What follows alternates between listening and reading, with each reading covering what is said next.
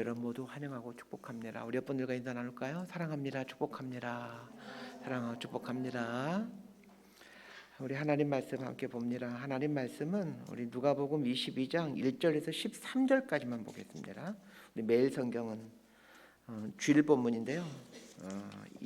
주일 본문은 23절까지 나와 있는데 너무 길어서 22장 1절에서 13절까지 말씀만 보도록 합니다. 누가복음 22장 1절에서 13절까지 말씀 제가 먼저 읽겠습니다. 유월절이라 하는 무교절이 다가오매 대제사장들과 서기관들이 예수를 무슨 방도로 죽일까 궁리하니 이는 그들이 백성을 두려워함이더라.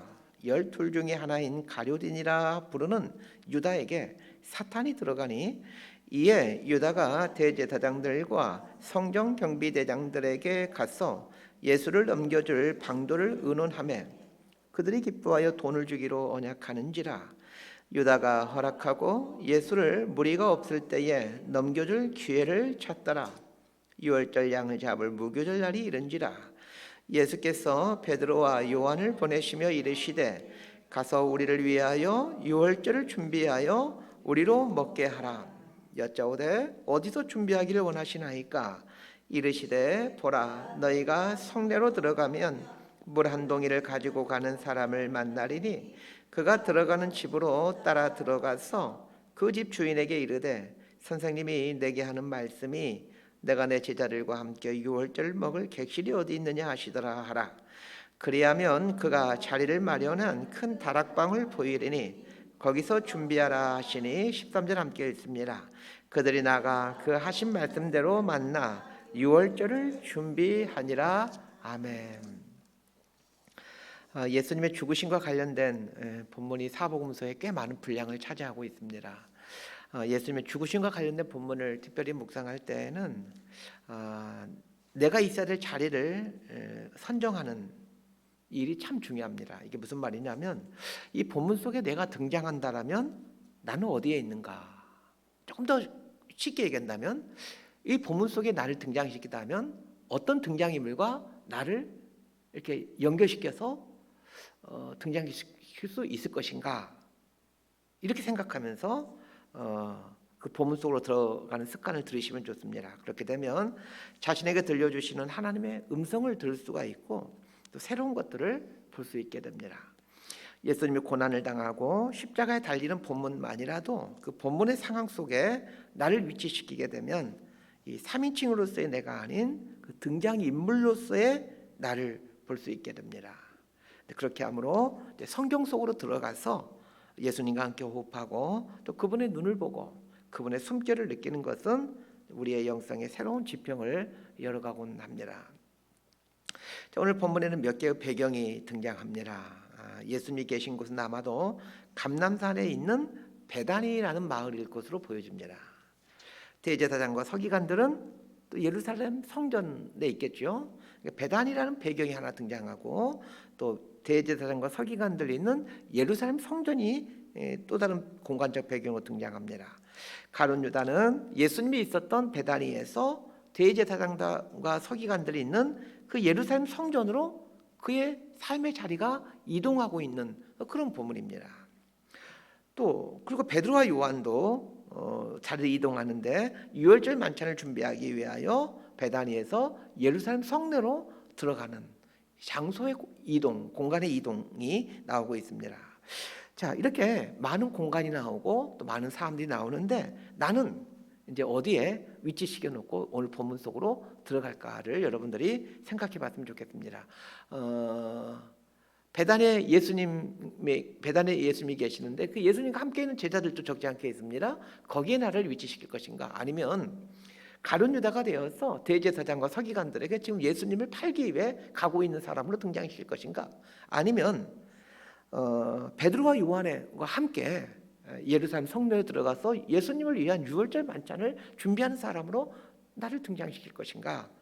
좀 이렇게 고민해 보면서 성경을 보았으면 좋겠습니다.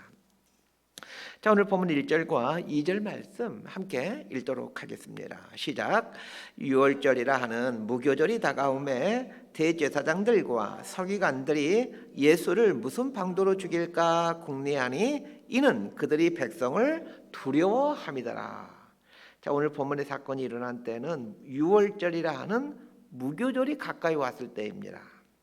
자, 유월절과 무교절은 출애굽과 밀접한 연관을 맺고 있는 절기입니다.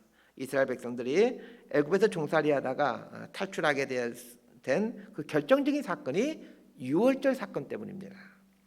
양의 피를 문설주에 바름으로 죽음의 신이 지나가게 되었고, 양의 피를 바르지 않은 애굽 사람들 집에는 죽음의 신이 임하게 되어서 그 집에 살고 있는 사람의 장자라든지 혹은 짐승의 초태생은 모두 죽게 됩니다. 애굽의 바로 왕은 자신의 뒤를 이을 장자가 죽어가는 걸 보면서 드디어 항복을 하게 되죠. 그게 10번째 재앙이죠. 그리고는 이스라엘 백성들에게 당장 애굽에서 나가라고 명령을 합니다. 이렇게 해서 이스라엘 백성들은 애굽을 나올 수 있게 되었고, 이때부터 유월절과 무교절을 지키게 됩니다. 애굽을 나오니 1년 그 다음 해부터 매년마다 애굽에서 나왔던 때를 기념하면서 유월절과 무교절을 지키게 되는 거죠. 유월절과 무교절은 엄밀히 말하면 다른 절기이지만 사실은 또 하나의 절기라고 할 수 있습니다. 정확히 말하면 유월절은 무교절의 시작입니다. 유월절은 어떤 날이라는 그런 개념보다는 어떤 의식이라고 이해하는 게 조금 더 나을 것 같습니다. 유월절 의식은 정월 14일 저녁에 유월절 양의 피를 문설주에 바르고 양의 고기를 먹고 쓴 나물과 무교병을 먹게 됩니다. 자, 이렇게 하는 것이 유월절 의식입니다. 이때부터 이제 그 다음 날 잠을 자고 나면 그 다음 날부터 엄밀히 말하면 그 유월절 음식을 먹을 때부터 계속해서 무교병을 먹게 되는데 그 무교병을 먹는 기간을 무교절이라고 부릅니다. 그러니까 엄밀히 말하면 유월절과 무교절은 같이 붙어져 있는 그런 날이라고 생각하시면 됩니다. 예수님께서 잡히실 때가 유월절 절기 때라는 것은 아주 깊은 의미가 있습니다. 자, 유월절 어린 양의 피가 옛날 그 출애굽할 때 애굽에 있을 때 유월절 어린 양의 피가 문술주에 발라짐으로 죽음의 신이 넘어가죠. 그래서 이스라엘 백성들이 구원받을 수 해방될 수 있었던 것처럼 예수님이 십자가에 달리심으로 피를 흘리셔야만이, 그리고 그 피가 내 삶에 묻혀져야만이, 이걸 우리는 믿음으로라는 의미를 여기 부과시키고 믿음으로 예수님의 보혈이 내 삶에 적셔지게 될 때 그때 인간은 구원받을 수가 있는 것입니다. 출애굽 당시에 양의 피를 문설주에 바름으로 죽음의 신이 지나가게 되었습니다. 마찬가지입니다. 예수님께서 피를 흘려주셔야만 했고 우리가 믿음으로 그 예수님의 보혈을 내 삶에 받아들인 것, 다른 게 표현하면 내 삶에 그 피를 바름으로 우리는 죄와 사망에서 건진받을 수가 있게 되는 겁니다. 그런 면에서 예수님은 유월절 어린 양으로 오셨기 때문에 유월절 절기 때에 잡혀서 돌아가시는 게 맞는 것이죠. 자, 그런데 유월절은 이스라엘에서 가장 큰 어떤 축제의 절기입니다.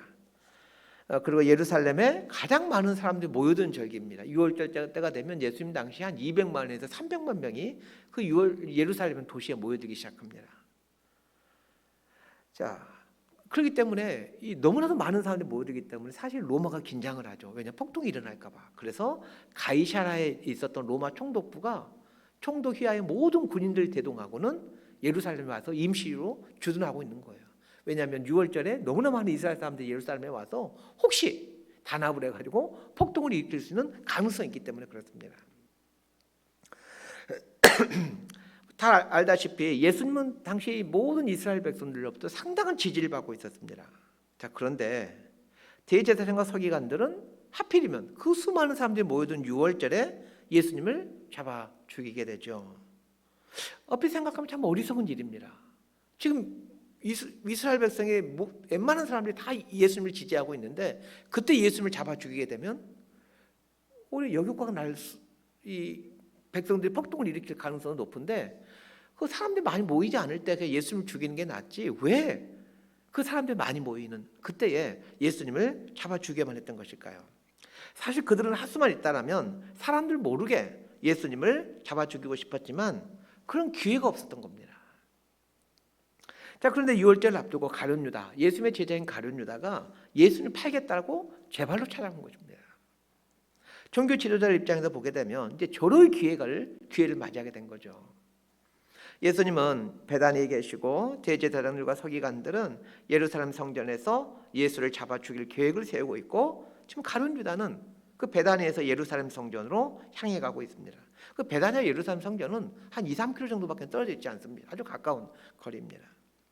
자, 오늘 본문과 동일한 내용을 다루고 있는 그 마태복음과 마가복음을 보게 되면 대제사장과 서기관들이 예수님을 잡아 죽일 계획을 세우고 있고, 또 가룟 유다가 그들에게 가고 있을 때 예수님과 제자들은 뭐하고 있었냐면 베다니 시몬의 집에서 식사하고 있었다라는 기사를 전해주고 있습니다.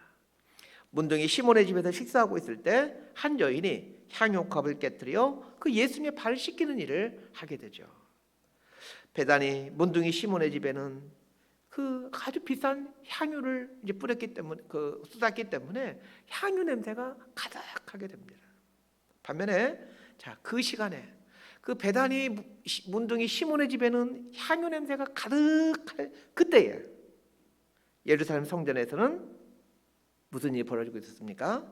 하나님의 아들이신 예수님을 죽일 그 추악한 음모와 그 괴계들이 논의되고 있었습니다. 자, 이렇게 두 공간에서 전혀 다른 모습이 지금 일어나고 있는데, 자, 그 사이에 가룟 유다는 베다니에서 떠나서 예루살렘 성전으로 이동하고 있는 거예요. 어떤 그 뉘앙스, 어떤 의미들이 좀 있을 것 같다는 느낌이 들지 않으십니까? 자, 이 의미 있는 세 개의 그림을 한번 깊이 묵상해 볼 필요가 있습니다. 문둥이 집은 썩은 냄새가 나는 집입니다. 그런데 예수님이 그곳에 계심으로 문둥이 집은 귀한 나디 향유 냄새로 가득 차게 됩니다. 예루살렘 성전은 가장 거룩한 장소라고 불려지는 곳입니다. 그러나 그곳에서는 하나님의 아들을 죽이려는 인류 역사상 가장 추악한 일이, 감히 하나님의 아들을 죽이려는, 하나님의 본체를 죽이려는 인류 역사상 가장 악한 범죄가 지금 진행되고 있는 것입니다.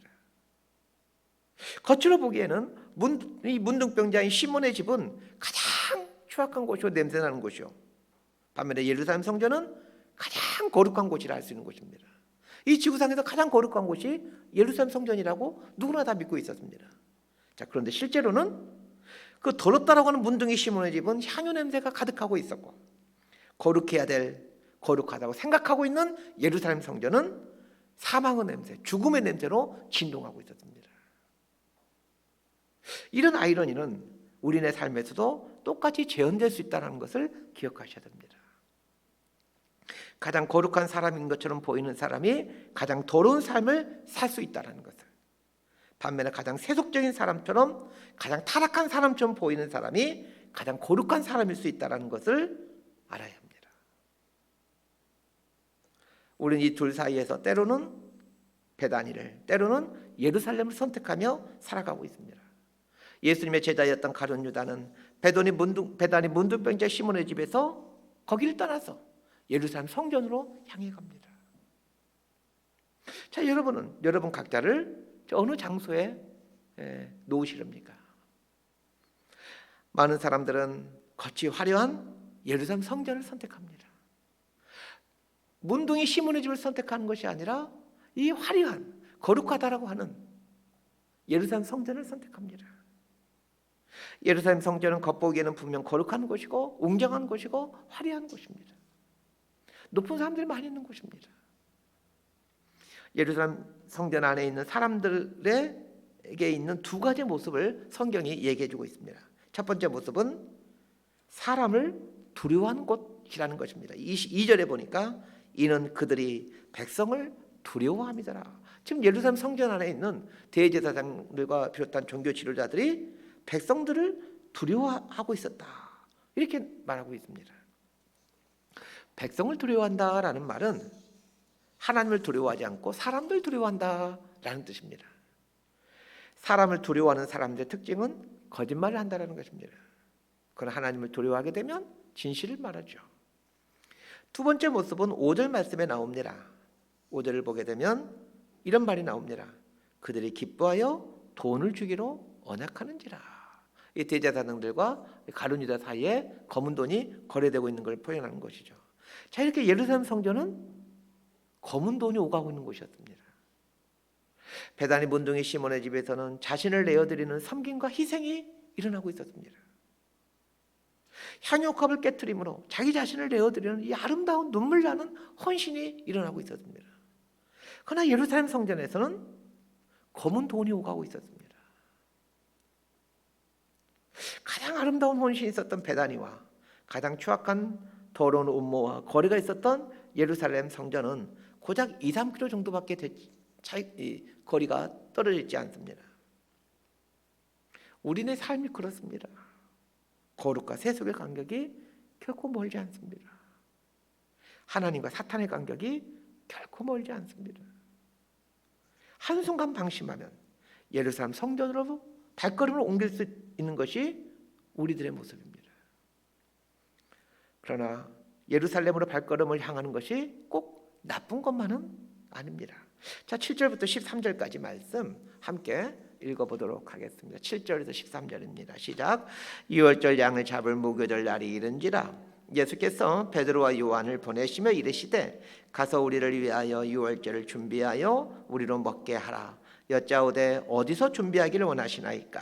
이르시되 보라 너희가 성내로 들어가면 물 한 동이를 가지고 가는 사람을 만나리니 그가 들어가는 집으로 따라 들어가서 그 집 주인에게 이르되 선생님이 내게 하는 말씀이 내가 내 제자들과 함께 유월절을 먹을 객실이 어디 있느냐 하시더라 하라.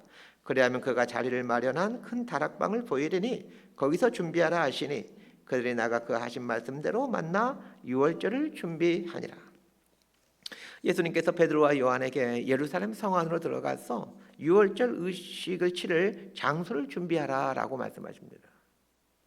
예수님은 베드로와 요한에게 성으로 들어가게 되면 물 한 동이를 가지고 가는 사람을 만나게 될 건데 그 사람을 따라가라 라고 말씀하십니다. 그리고는 그 따라간 그 집 주인에게 가서 준비한 객실이 어디 있느냐 이렇게 물으라고 얘기를 합니다.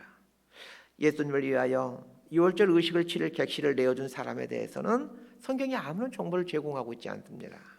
그러나 그 사람의 이름을 아는 것이 뭐가 중요하겠습니까? 베드로와 요한은 예루살렘 성으로 들어갑니다. 가룟 유다가 예루살렘 성으로 들어갔던 것처럼 베다니 시몬의 집을 떠나서 예루살렘 성으로 가룟 유다가 들어갔던 것처럼 베드로와 요한 역시도 예루살렘 성으로 들어갑니다. 그러나 전혀 다른 목적을 갖고 예루살렘 성으로 들어갑니다. 가룟 유다가 예수님을 팔기 위해 예루살렘 성으로 들어갔다면 베드로와 요한은 그 예수님이 드실 유월절 만찬을 위해 예루살렘으로 들어가십니다. 이처럼 똑같이 예루살렘으로 들어가는 것 같지만 그 안에 어떤 동기와 어떤 목적을 갖고 있느냐에 따라 전혀 다른 발걸음이 될 수 있다는 것을 알게 됩니다. 우리도 마찬가지입니다. 우리는 하나님을 믿고 있습니다. 하나님을 믿기에 교회에 나오고 또 예배에 참여합니다. 그러나 교회에 나오고 예배에 참여하는 것이 중요한 것이 아니라 어떤 동기와 목적을 갖고 예배에 참여하느냐가 중요합니다. 가룟 유다는 자신의 이익을 위해 예루살렘 성으로 들어가 대제사장과 서기관들을 만납니다. 자기의 이익 때문에, 자기의 야망 때문에, 자기의 생각 때문에 가룟 유다는 예루살렘 성으로 들어가서 종교 지도자를 만납니다. 반면에 자 베드로와 요한을 한번 생각해 봅시다. 예수님이 베드로와 요한에게 말합니다. 성 안에 들어가면 물동이 하나를 쥐고 가는 사람이 있을 건데 그 사람을 따라가서 그 집 주인에게 객실을 달라고 하라 라고 말씀하십니다. 자, 여러분이 베드로와 요한이라고 생각하고 예수님 말씀을 한번 들어보십시다. 구체적으로 누구 집이라고 어떤 집이라고 말씀하시면 괜찮을 텐데 물동이 하나를 쥐고 가는 사람이 어떤 사람일지 어떻게 알 수 있겠습니까? 물동이를 쥐고 가는 사람이 두 사람이면 또 어떻게 합니까? 혹 물동이를 쥐고 가는 사람이 또 없으면 또 어떻게 합니까? 이처럼 주님의 말씀에 순종한다는 것은 사실 앞이 보이지 않는 순종입니다. 하나님의 말씀을 잘 보시길 바랍니다. 이성적으로 보면 앞이 보이질 않습니다. 우리 이성과 너무나도 반대가 되는 게 하나님의 말씀입니다. 그래서 우리가 하나님 말씀을 순종하기 어려운 거예요. 내 이성에 맞으면 순종하기 쉽죠. 그런데 하나님 말씀은 내 이성과 맞지 않는 말씀이 대부분입니다. 이렇게 하나님 말씀, 내 이성과 반대되는 듯한 하나님 말씀을 순종하기는 참 어렵습니다. 그러나 나의 사리사욕을 위한 계획과 생각은 앞이 분명하게 보입니다. 어디로 가야 될지가 보여집니다. 마치 가룟 유다가 대제사장과 서기관들이 있는 곳으로 가야 된다는 것을 분명하게 알고 있는 것처럼 말입니다. 반면에 베드로와 요한은 예수님이 말씀하신 집이 어떤 집인지를 전혀 알지 못하고 갑니다. 다만 예수님 말씀이시기에 순종할 뿐입니다. 오늘 본문에 등장하는 유월절은 예수님의 죽으심과 아주 밀접한 연관을 맺는 유월절이 됩니다.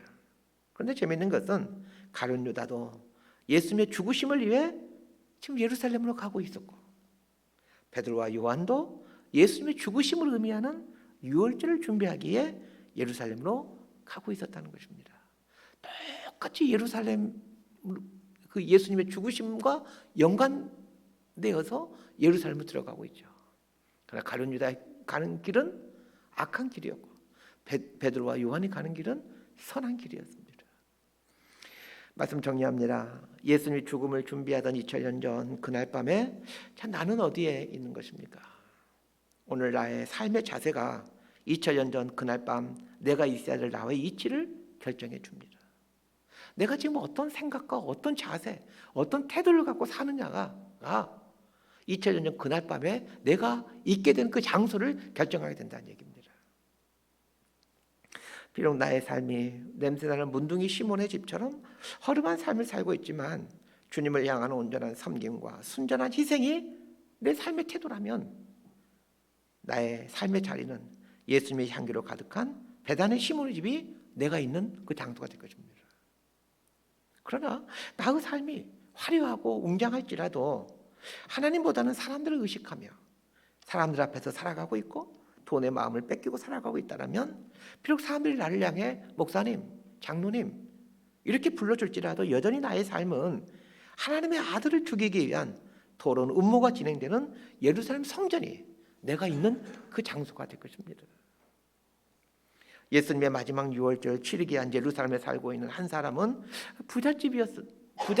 부자였음이 틀림이 없습니다. 큰 객실을 갖고 있는 사람이라면 아마 그는 부자였을 겁니다.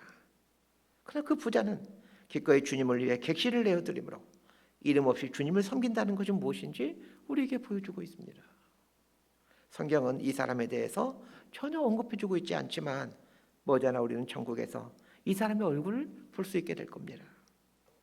부자였지만 이 겸손한 이 부자의 얼굴, 자신의 이름을 감추며 예수님의 죽으심을 준비하며 기꺼이 자신의 소중한 방을 내어뒀던 이 부자의 얼굴을 우리는 보게 될 겁니다. 사순절 기간입니다. 특별히 이제 돌아온 주일부터는 고난 주간이 시작됩니다. 어느 때보다도 조용한 섬김을 배워갈 때입니다. 평상시 때도 조용한 섬김을 배워가야 되겠지만 특별히 고난 주간 때는 이런 것들을 배워가는 기간이 아닌가 싶습니다. 조용한 섬김, 그냥 섬김이 아니라 조용한 섬김. 어느 때보다도 겸손한 희생을 배워갈 때입니다. 향옥합을 깨뜨렸던 그 이름 모를 한 여인처럼 유월절 만찬을 위해 객실을 내놓았던 한 부자 남자처럼 조용한 섬김을 훈련해가고 또 터득해가는 우리 인생이 되었으면 참 좋겠습니다. 이렇게 살아가는 저희 여러분 모두가 되기를 진심으로 소망하고 축복합니다. 기도하겠습니다. 하나님